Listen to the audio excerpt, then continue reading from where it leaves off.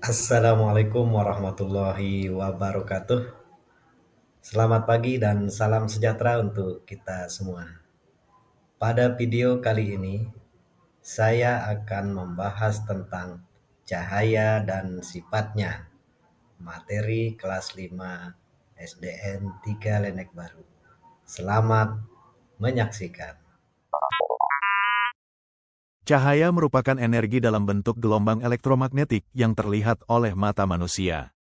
Dengan adanya cahaya memungkinkan kita bisa melihat benda. Cahaya juga sebagai salah satu sumber energi terbesar di bumi. Cahaya matahari merambat dari jarak yang sangat jauh untuk sampai ke bumi. Cahaya tidak membutuhkan media seperti udara, air, atau benda padat untuk bergerak. Matahari bukan satu-satunya sumber cahaya. Lampu dan api juga menghasilkan energi cahaya. Untuk menambah pengetahuan kita lebih dalam, mari kita bahas sifat-sifat cahaya. 1. Cahaya merambat lurus. Dari sumbernya, cahaya merambat atau bergerak lurus. Kalian bisa melihat cahaya matahari merambat lurus saat melewati celah-celah kecil seperti gambar yang ditayangkan. Di ruangan yang tertutup dinding, cahaya hanya bisa masuk melalui celah yang ada. Bisakah kalian melihat rambatan cahaya yang lurus?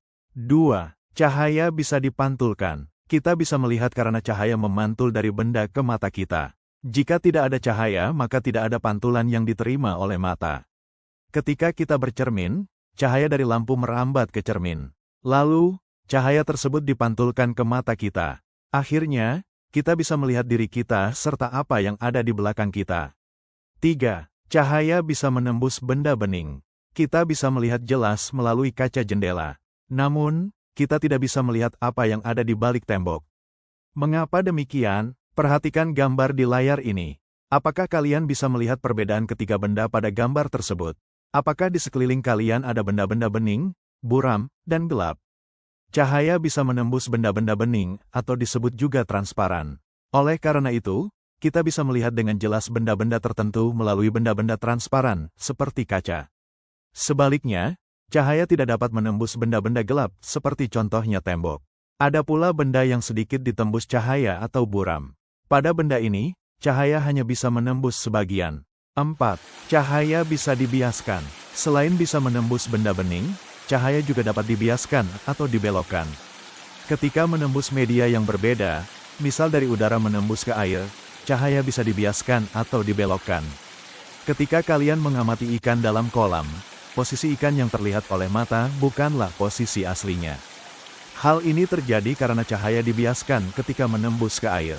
Peristiwa ini juga yang menyebabkan sendok terlihat bengkok ketika sebagian sendok dicelupkan dalam air.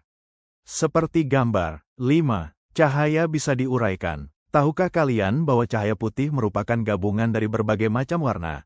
Cahaya matahari merupakan salah satu contoh cahaya putih. Cahaya ini bisa diuraikan menjadi warna pelangi menggunakan prisma transparan. Cahaya yang menembus prisma akan dibiaskan dan terurai menjadi warna-warna pelangi.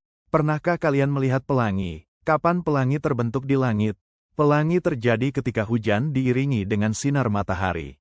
Air hujan bersifat seperti prisma yang akan membiaskan dan menguraikan cahaya matahari menjadi warna pelangi. Kalian juga bisa membuat pelangi sendiri dengan bantuan kaca dan air. 6. Ketika cahaya dihalangi akan terbentuk bayangan. Cahaya merambat lurus dan tidak dapat berbelok. Ketika cahaya mengenai suatu benda, maka cahaya yang terhalang benda akan membentuk bayangan. Demikian video dari saya. Ya, semoga bermanfaat dan terima kasih telah menonton video saya. Sekian dan terima kasih. Assalamualaikum warahmatullahi wabarakatuh.